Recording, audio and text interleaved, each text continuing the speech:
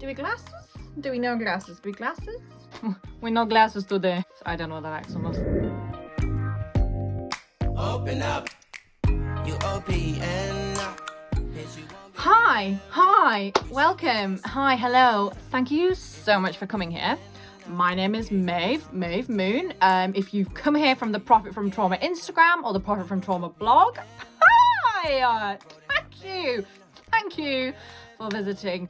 If you haven't come here from any of those avenues, please check them out. The links will be in the description. And yeah, let's just crack on with this first episode. So first of all, hi, I want to welcome you to my YouTube channel. And we are going to start this channel off with a bit of a touchy subject. This is going to be part one of a two-part video, hopefully only 2 parts. So I want to talk about managing binge eating disorder. What is binge eating disorder? How do we get it? How does it come about?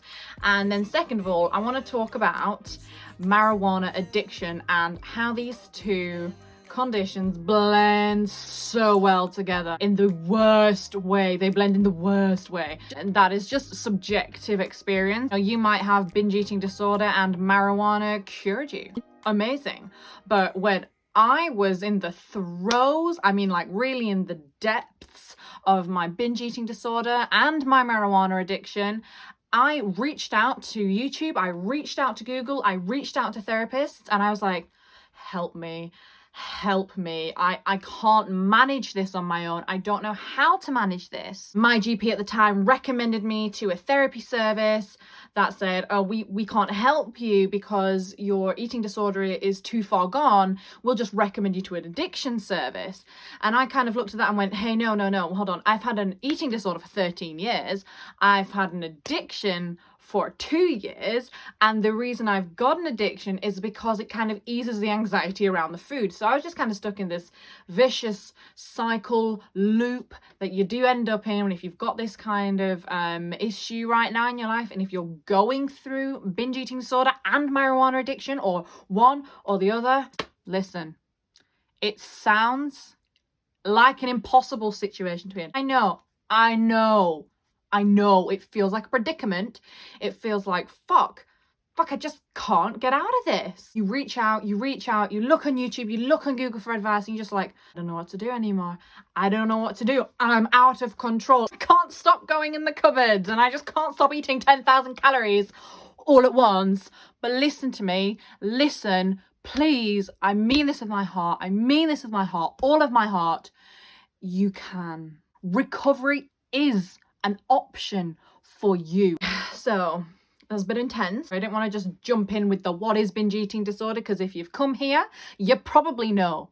Like, I'm just going to jump in and assume that you know what binge eating disorder is. But if you don't, we've got to run through the facts here. So I'm just going to put my own classification on what I believe, after having gone through it for a long time, what binge eating disorder is. It is the repeated act of eating substantial quantities of food all in one go. It's almost like a compulsion. You feel kind of out of control. It can be triggered by many things. It can be triggered by, for me, it even came down to the point where I was triggered by music that I would be listening to whilst I was high and whilst I was binging. When I then heard that music outside of a binging scenario, it would just go, binge, my euphoric state, that state of joy that I love to be in when I, crunching and cream and salt and I'm not trying to trigger anybody, but I'm also not going to pussyfoot around this issue because it is serious. Binge eating disorder is a mental disease. It is a disease. It is destructive. It is life-threatening. It's kind of poo-pooed as not one of the more serious eating disorders. And that is so far from the truth.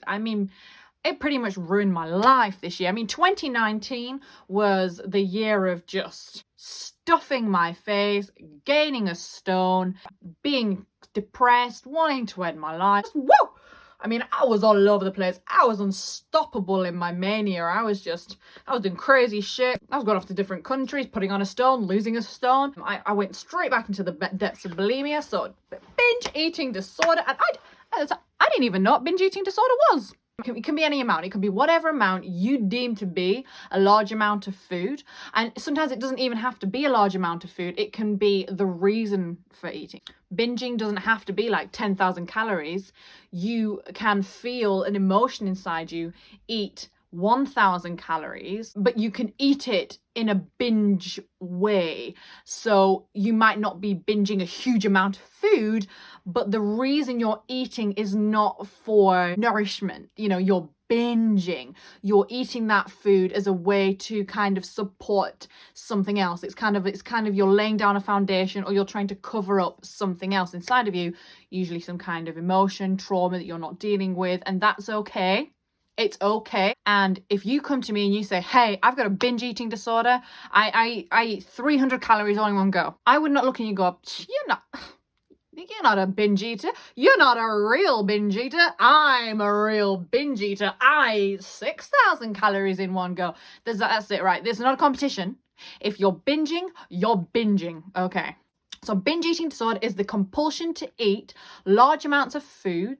It doesn't feel like an option, and it's kind of done in a very short period of time, and it happens repeatedly. So why and how does some innocent person develop a binge eating disorder? Why and how? Why and how? There are a multitude of answers. I mean, everybody's reason is going to be completely subjective. There is not one shameful reason that we all have binge eating disorder. There isn't a one answer fits everyone kind of approach. Like, it doesn't just, why does it happen to you? It doesn't just happen to you, you develop it. A few common ways of developing a binge eating disorder is trying to diet. That's a whole other topic. And your body, when you starve it, goes into a state of famine. It's now going, oh my God, you're starving me. You're starving me? Me, your body? I love you, but you're starving me. Okay, right. Well, if that's what you want to do with me, okay, that's it. I can starve and I can wait. And your body waits patiently. You can wait for days, Your body can wait for days for food. The second you decide to put food in your mouth and digest it, that's it. Your body's going, food? I want it all. Give me more. Are we going to starve again? Because if we're going to starve again, we're going to fill up right now. Let's eat. What happens? Well, you find yourself eating an inordinate amount of food. So for somebody who's doing this for the first time, you've decided to diet, you've broken your diet or you've broken your fast, and you eat this huge amount of food, you kind of look at it and you're like, wow, that was a lot of food. And you don't really judge yourself, and you kind of go, oh, okay, well, I was really hungry. Like, I've not eaten for a while, so it's okay that I just ate that amount of food. In hindsight, and hindsight is a beautiful thing, the first time that happened to me, I would have looked at that situation and gone, well, you see, if I starve myself again, maybe that will happen again. And then that wasn't super comfortable. I don't really want that to happen again. Maybe I'll just eat normal portions and try to manage my exercise better. And nobody fucking thinks like this. Okay, so if you're prone to eating disorders, you're not gonna think like that. I mean, bravo to the dieters that do the diet binge and then go back to a normal diet. God bless you. You've been blessed with a brain like that. However, for a lot of binge eaters, what happens is you eat that amount of food and you go, whoa, that was a lot. Okay, well, tomorrow I'm not going to eat. I'm going to starve. I am going to just, let all this food just kind of settle. And, I feel really bad. Like, I shouldn't have eaten that amount of food. And tomorrow, if I just starve, like, I'll balance it back out. Like, I'll meet a nice equilibrium of being too full. And then I'll just go back to feeling normal, right? No, because what are you doing? You're starving your body again. And then your body realizes that your body isn't thinking like you're thinking. Your body's not going, right, well, I feel kind of guilty. I ate all that food. I guess I won't need food tomorrow because I won't need energy tomorrow because brain said so. Body doesn't think like that. Body is a machine. So you don't eat. So what happens? Your body goes, wait, hold on. What? We're not getting food again? What? You did this to me yesterday. Shit. Well, I guess for one, I'll store all the calories that I ate yesterday. And two, I'm gonna need food again. So I'm just letting you know that. And that's when you get a hunger pang and your body goes, I'm hungry. And you go, no, you're wrong. You're wrong. You're not hungry. You're starving because you feel guilt. Actually, body doesn't know that you feel guilty about feeding it. So then you end up stuck in this vicious cycle. And if it's your first time, it doesn't seem that bad. And then the second time you're like, oh, that wasn't great. And then the third time you're like, this is happening a lot now. And then the fourth time comes around, you go, ooh, this doesn't feel too good. I'm starting to put on weight, which is not a bad thing. But it's a noticeable factor of this if you don't do it right. And there's no right way to do binge eating, but there's an extreme way and there's a way to like sort of manage it. And neither of them are good, but there is a way. Fifth time, sixth time, oh God.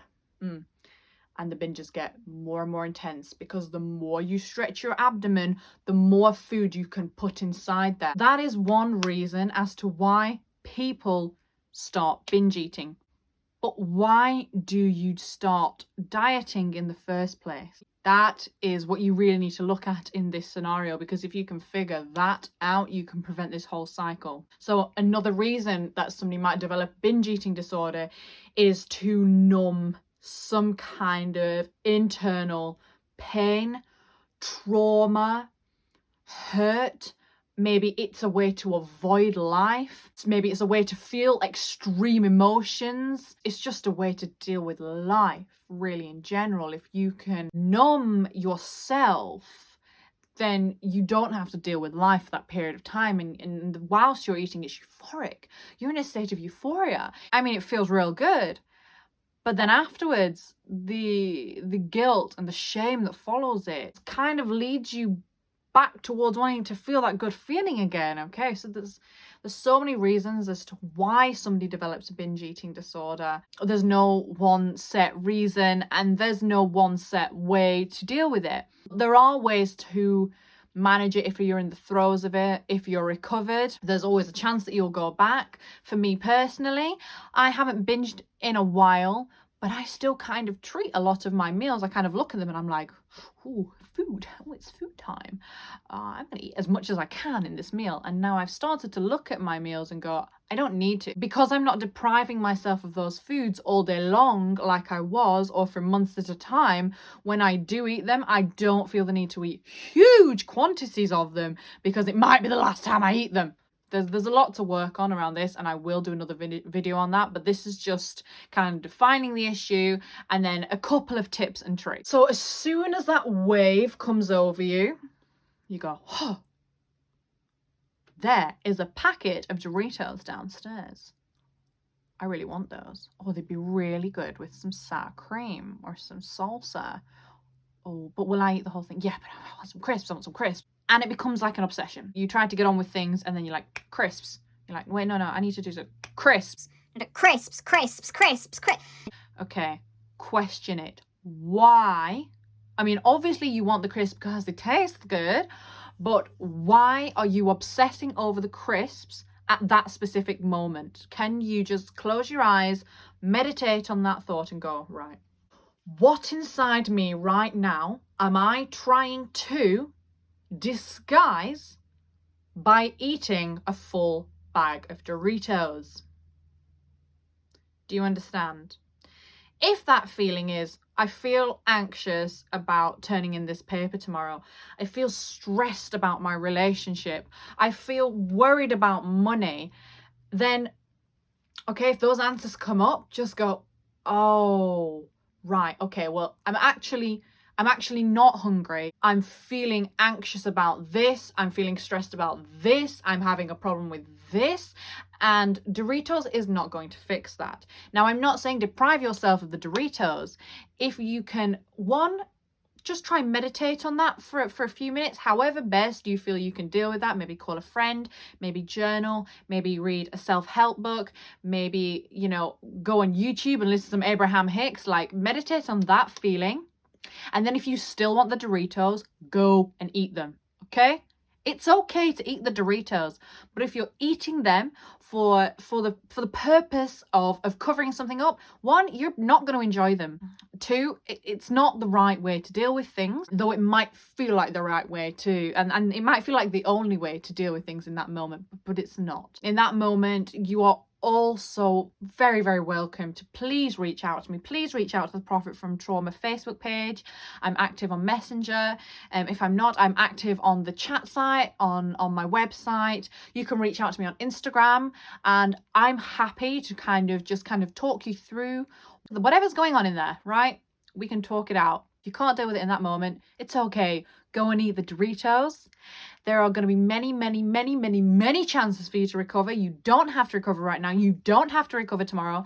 Everything is a work in progress. Recovery is a work in progress, but trying, acknowledging that there's an issue and then just trying, just baby steps. Okay. So along with that, ask yourself, is the food I'm about to eat going to nourish me?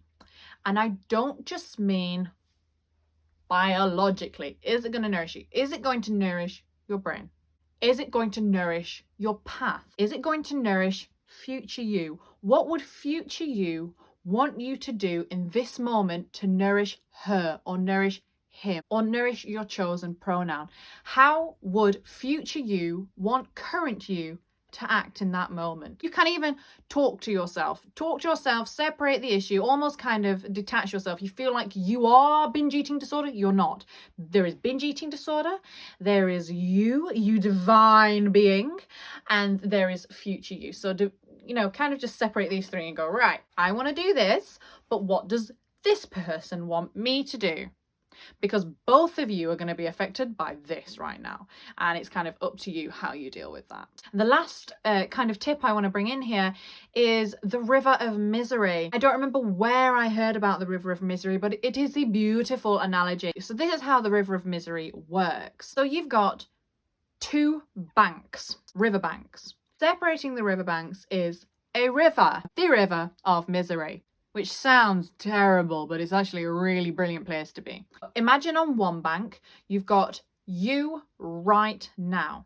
And on the other bank is you, future you, where you want to be.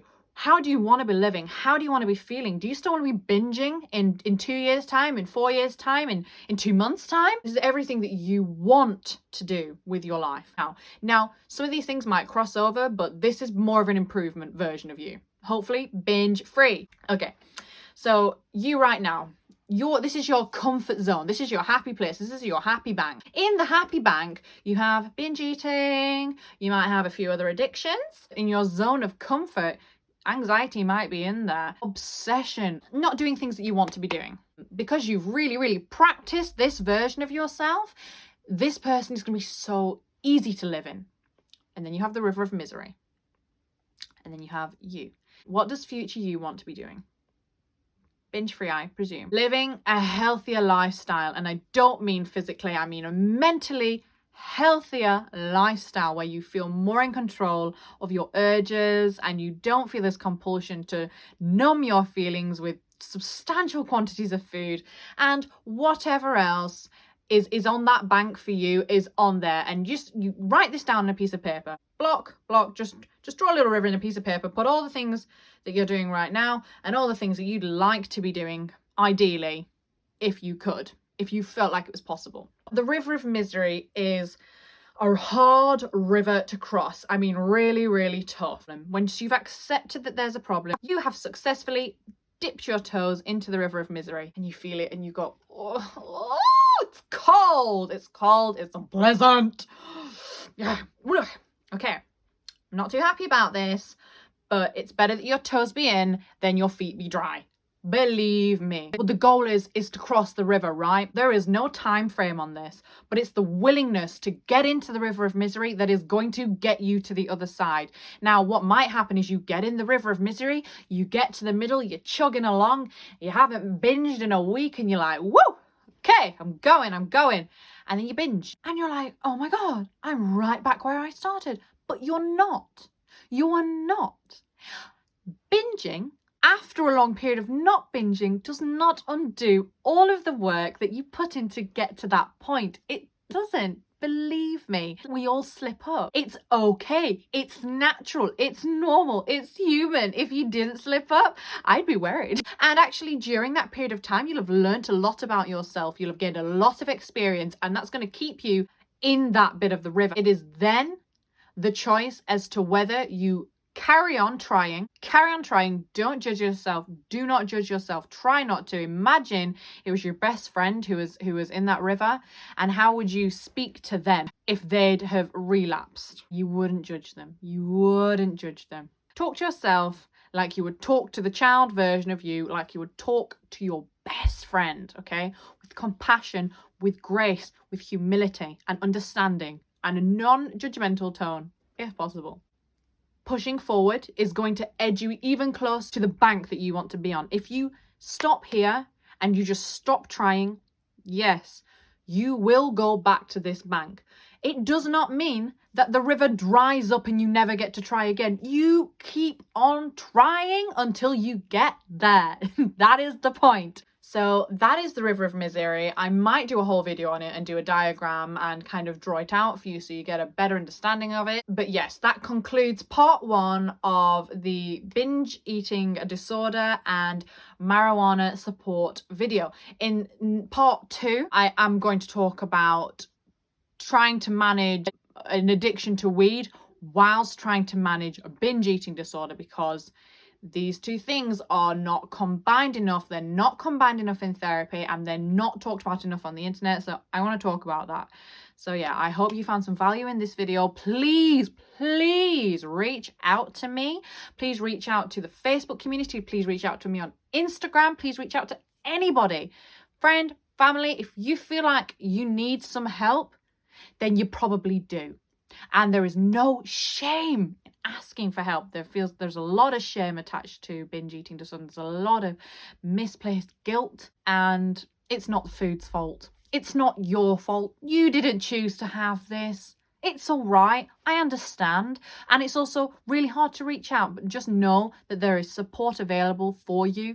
There is love available for you, and you can manage this. You can heal. Please believe me, it is not the end of the road. This is not your life forever. You can heal and you can change if you want to, and if you're willing to put in the work. So yes, sending peace and love and signing off, and I will see you in part 2. Thank you. Bye-bye.